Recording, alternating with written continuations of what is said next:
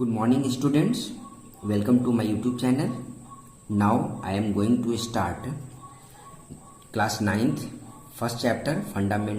second chapter fundamental unit of life means cell. In this chapter we will read cell. How to define cell? Cell is the basic structural and functional unit of life और living organisms means cell एक ऐसा basic structural और functional unit है जो पूरी life को perform करता है, पूरी लाइफ को रन करता है। तो सेल को हम लोग बोलते हैं, सेल एक जैसे किसी बिल्डिंग का सबसे स्मॉलर यूनिट ब्रिक होता है। मीन्स बहुत सारे ब्रिक्स को एक साथ कंबाइन करके, बहुत सारे ब्रिक्स को कंबाइन करके हम लोग एक बड़ा सा स्ट्रक्चर यानी बिल्डिंग फॉर्म करते हैं। उसी तरह से इसको अभी हम लोग सेल को बिल्डिंग ब्लॉक्स बोल सकते हैं, क्योंकि ये ब्लॉक्स का वर्क करता है। बहुत सारे सेल्स को एक के ऊपर अरेंज करके कोई एक बॉडी स्ट्रक्चर प्रोवाइड किया जाता है, इसलिए हम लोग इसको basic structural and functional unit इसको बोलते हैं। Every living organism is made up of cells. जितने भी लिविंग ऑर्गेनिज्म्स हैं उनका बॉडी ऑलरेडी छोटे छोटे सेल से मिलकर के बना हुआ है। होल ऑर्गेनिज्म, चाहे वो स्मॉलर ऑर्गेनिज्म हो या लार्जर ऑर्गेनिज्म, वो मेड अप ऑफ सेल्स, वो सेल से ही मिलकर बना है। सम ऑर्गेनिज्म्स आर यूनिसेलुलर, कुछ उसमें यूनिसेलुलर भी होते हैं, कुछ मल्टीसेलुलर होते हैं। जैसा कि अभी हमने बताया, एग्जाम्पल दिया।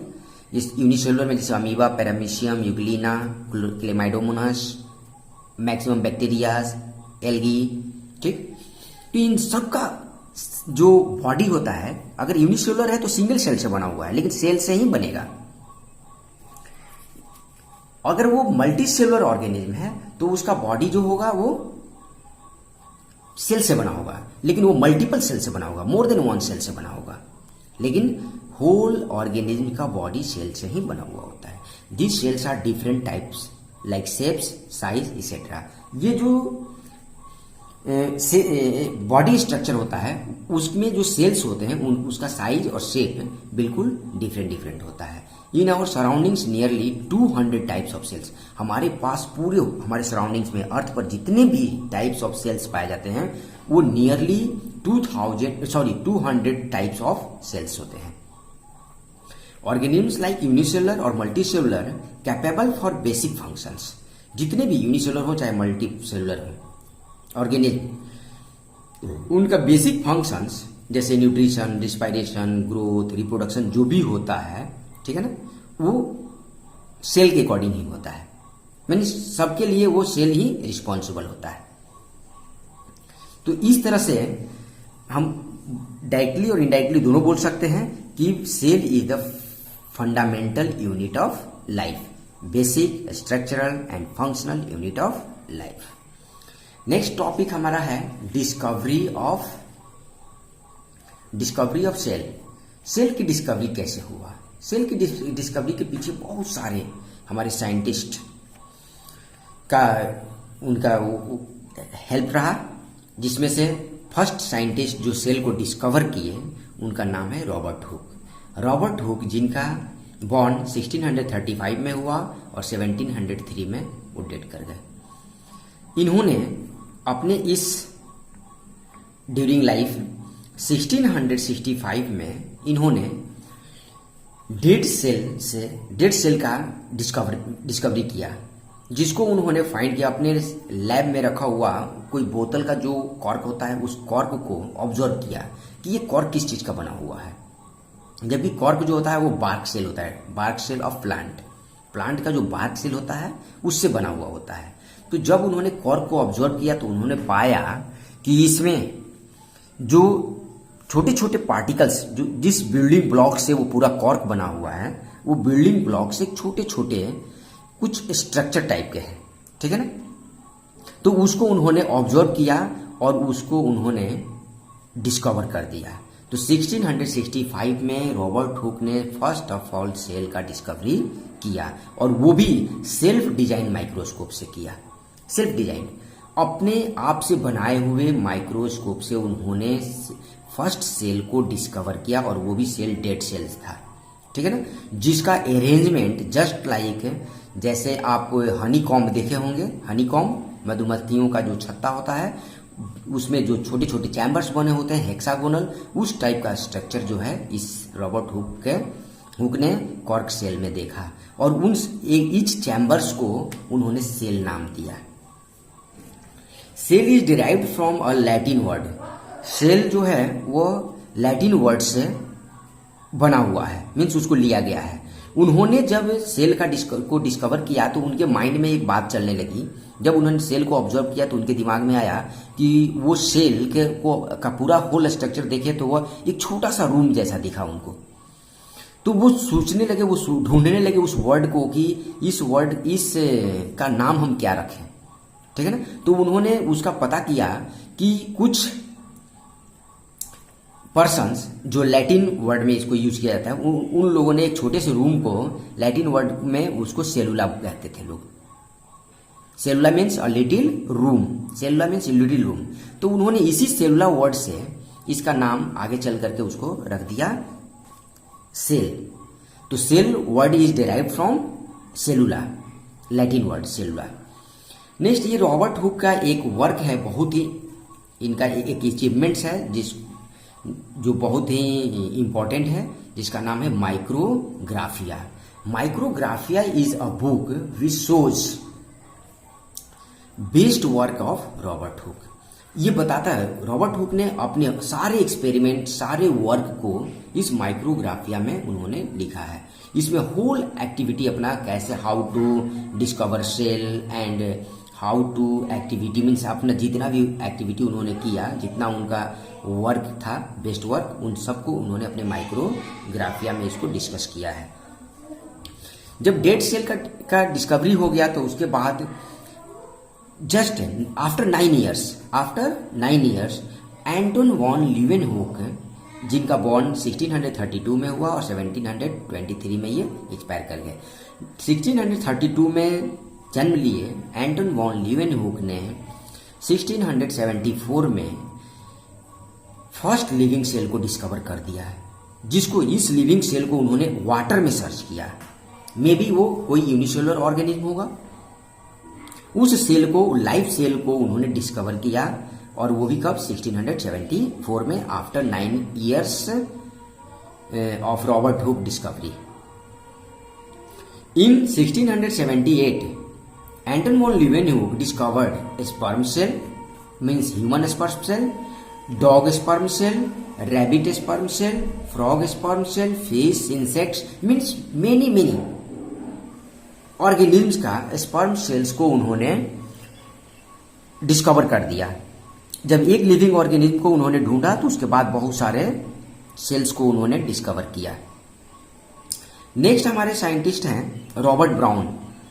रॉबर्ट ब्राउन ने 1831 में इन्होंने डिस्कवर किया क्या, तो न्यूक्लियस को उन्होंने नाम भी दिया और उसको डिस्कवर भी किया। मीन्स रॉबर्ट ब्राउन ने सेल के इंटरनल पार्ट में जाकर के उसके सेंट्रल पार्ट को, जिसको न्यूक्लियस कहते हैं, उसको डिस्कवर किया, और उसका नामकरण, नॉमनक्लेचर भी रॉबर्ट ब्राउन ने ही किया। लेकिन रॉबर्ट ब्राउन ने जो नॉमनक्लेचर किया न्यूक्लियस का और न्यूक्लियस को डिस्कवर किया, वो था प्लांट सेल था। वो कौन सा सेल था? Plant cell. लेकिन उसके बाद एक और हमारे पास साइंटिस्ट आए, ठीक है ना, जिन्होंने इसको और भी तरीके से डिस्कवर किया। लेकिन उससे पहले हम लोग थोड़ा सा देखेंगे cell theory. What is cell theory? All plants and animals are made up of a tiny structure called cell. अभी तो हम लोग स्टार्टिंग से इसको पढ़ते आ रहे हैं कि जो टिनी स्ट्रक्चर है, बिल्डिंग ब्लॉक्स है, उसको हम लोग सेल कहते हैं। तो इसे हम लोग नाम दिए सेल थ्योरी, कि all plants and animals are made up of a tiny structure called cell. इसे हम लोग सेल थ्योरी कहते हैं। इन 1838 जैकोब मैथियाज शेल्डेन ने, जिनका जन्म 1804 में हुआ और 1881 में ये एक्सपायर कर गए, और जर्मन बॉटनिस्ट थे ये, इन्होंने प्रपोज किया फर्स्ट सेल थ्योरी।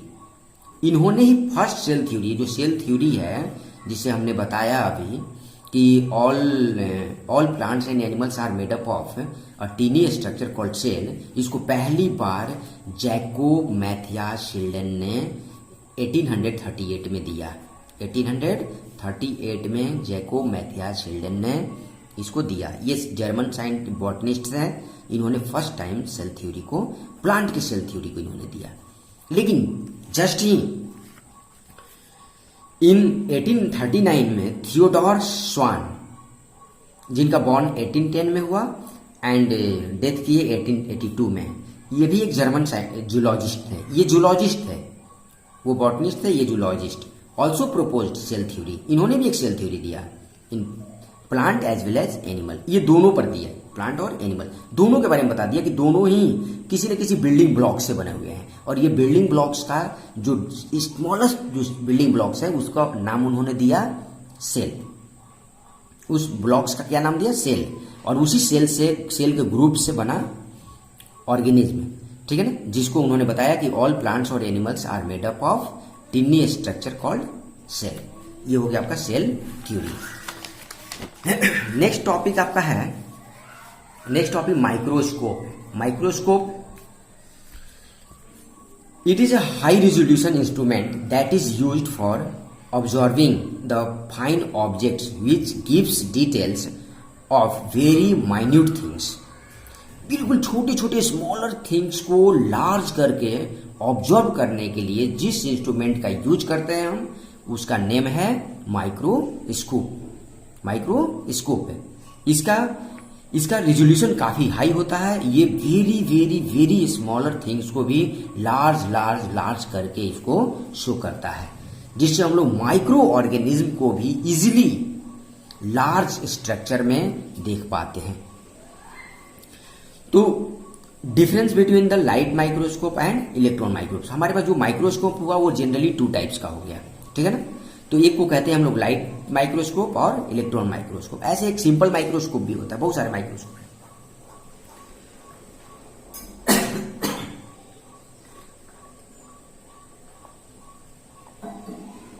लेकिन इस माइक्रोस्कोप में, सिंपल माइक्रोस्कोप में हम लोग लार्ज ऑब्जेक्ट को देख पाते हैं, थोड़ा बिगर स्मॉल शेप वाले चीजों को हम लोग देख पाते हैं। लेकिन लाइट माइक्रोस्कोप और electron microscope very very very टिनी particles को भी लार्ज करके दिखाता है। दोनों में थोड़ा सा डिफरेंस देख लिया जाए।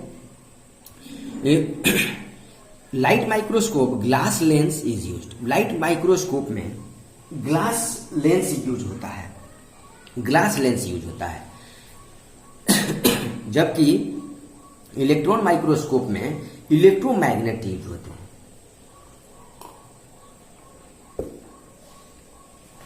इसमें हम लोग लाइट माइक्रोस्कोप में beam of light to illuminate objects, किसी ऑब्जेक्ट को ऑब्जर्व करने के लिए इसमें बीम ऑफ लाइट हम लोग प्रोवाइड करते हैं, जबकि इसमें बीम ऑफ लाइट यूज नहीं होता। इसमें बीम ऑफ इलेक्ट्रॉन्स यूज किए जाते हैं। इसमें बीम ऑफ इलेक्ट्रॉन और इसमें बीम ऑफ लाइट।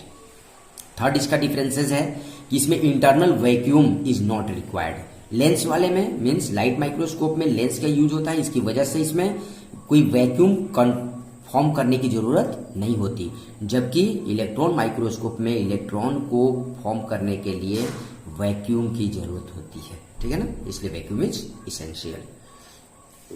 नेक्स्ट हमारा टॉपिक है prokaryotic and eukaryotic cells. Prokaryotic and eukaryotic cells के बारे में थोड़ा सा हम लोग जानेंगे कि प्रोकैरियोटिक सेल्स और यूकैरियोटिक सेल्स तो किसको कहते हैं। लेकिन उससे पहले हम थोड़ा सा ऑर्गेनिज्म के बारे में जानते हैं। All organism can be classified into 2 types. जितने भी हमारे पास ऑर्गेनिज्म हैं उन सभी ऑर्गेनिज्म को 2 टाइप्स में डिवाइड किया गया। पहला होता है नॉन सेलुलर ऑर्गेनिज्म और दूसरा है सेलुलर ऑर्गेनिज्म, होल ऑर्गेनिज्म को। इसमें से हम लोग नॉन सेलुलर ऑर्गेनिज्म किसको कहते हैं, तो ये वेरी सिंपल है, they do not contain any cell in their body. इसके बॉडी में कोई भी सेल्स नहीं होते हैं, मीन सेल ऑर्गेनेल्स बहुत रेयर केसेज में नहीं के बराबर पाए जाते हैं। जैसे एग्जांपल हो गया वायरस, क्योंकि यह अनफेवरेबल कंडीशंस में भी सर्वाइव करता है। अनफेवरेबल कंडीशंस का मतलब ये न, इसको हम लोग chain of living and non living things का, इसको बीच का चेन कड़ी मानते हैं वायरस को, इसलिए इसको हम लोग नॉन लिविंग थिंग्स में भी रखते हैं और कभी कभी हम लोग इसको लिविंग थिंग्स में भी रखते हैं, ठीक है। इसीलिए इसको नॉन सेलुलर ऑर्गेनिज्म कहा गया, non cellular. They do not show any life without entering any living organism. जब तक यह किसी लिविंग ऑर्गेनिज्म में या फेवरेबल कंडीशन में नहीं जाता है तब तक यह लाइफ शो नहीं करेगा, लेकिन जैसे ही ये अनफेवरेबल कंडीशन में जाता है ये बिल्कुल लाइफ नहीं शो करेगा, और जैसे ही चला जाता है वो लाइफ शो करने लगता है। नेक्स्ट है सेलुलर ऑर्गेनिज्म। दे कॉन्टेन वन और मोर सेल्स। सेलुलर ऑर्गेनिज्म में एक और एक से ज्यादा भी सेल्स वाले ऑर्गेनिज्म होते हैं, ठीक ना। जैसे बैक्टीरिया हो गया, प्लांट हो गया, एनिमल हो गया। Bacteria forms only one cells and plant multiple cells होते हैं, और एनिमल्स भी। Cellular organisms are cellular organisms are again divided into two types. हम लोग सेलुलर ऑर्गेनिज्म्स को दो टाइप में डिवाइड करते हैं, सेलुलर ऑर्गेनिज्म को, और इसी सेलुलर ऑर्गेनिज्म को जो टू टाइप्स में डिवाइड करते हैं, इसका फर्स्ट टाइप होता है प्रोकैरियोट्स और दूसरा होता है यूकैरियोट्स। यही अभी हम लोग पढ़ने जा रहे थे, प्रोकैरियोटिक एंड यूकैरियोटिक। तो इसमें जो ऑर्गेनिज्म होंगे उनको हम लोग प्रोकैरियोट्स कहेंगे, ठीक है, और यूकैरियोट्स कहेंगे। तो पहला हम लोग पढ़ेंगे प्रोकैरियोट्स। प्रोकैरियोट्स वेरी सिंपलर, बहुत सिंपलर और प्रिमिटिव ऑर्गेनिज्म को कहते हैं। Primitive and incomplete cell in their body structure, ठीक है, मीन्स बहुत पहले वाले ऑर्गेनिज्म जिनका डेवलपमेंट बिल्कुल नहीं हुआ, और वो उनका बॉडी, वो एक सेल के तो हैं ही, उनका बॉडी भी डेवलप नहीं है, इनकम्प्लीट होता है। ऐसे सेल्स को हम लोग या ऐसे ऑर्गेनिज्म को प्रोकैरियोट्स कहते हैं। It has only 3 basic structure. इसमें 3 बेसिक स्ट्रक्चर होते हैं, जिसमें से DNA, chromosomes and cell membrane, ये बेसिक स्ट्रक्चर है। और इसके बाद भी कुछ ऑर्गेनेल्स मिलेंगे, लेकिन बेसिक स्ट्रक्चर इसके बॉडी में डीएनए, क्रोमोजोम्स और सेल मेम्ब्रेन होते हैं। Nuclear membrane is absent. इसमें न्यूक्लियर मेम्ब्रेन नहीं होता है। हाँ, सेल मेम्ब्रेन होगा, न्यूक्लियर मेम्ब्रेन नहीं होगा, और माइटोकॉन्ड्रिया भी पाया जाता है। इसमें राइबोसोम्स प्रेजेंट होता है। जैसे इसका एग्जांपल अगर लेना हो तो आर्कियोबैक्टीरिया, बैक्टीरिया, साइनोबैक्टीरिया, जिसको साइनोबैक्टीरिया को एंशिएंट नेम पहले हम लोग ब्लू ग्रीन एल्गी के नाम से जानते थे, आज इसका न्यू नेम साइनोबैक्टीरिया हो गया है। ये होल प्रोकैरियोट्स है, ये होल प्रोकैरियोट्स है। इसमें जो क्रोमोजोम्स होता है वो थ्रेड लाइक एक सिंगल क्रोमोजोम्स पाया जाता है, और उस क्रोमोजोम्स के ऊपर राइबोसोम्स प्रेजेंट होते हैं। यहाँ राइबोसोम्स आर प्रेजेंट, इसमें राइबोसोम होता है। नेक्स्ट आपको मिलेगा यूकैरियोट्स। यूकैरियोट्स कैसे ऑर्गेनिज्म को कहते हैं? तो eukaryotes advanced and complete cells on their body.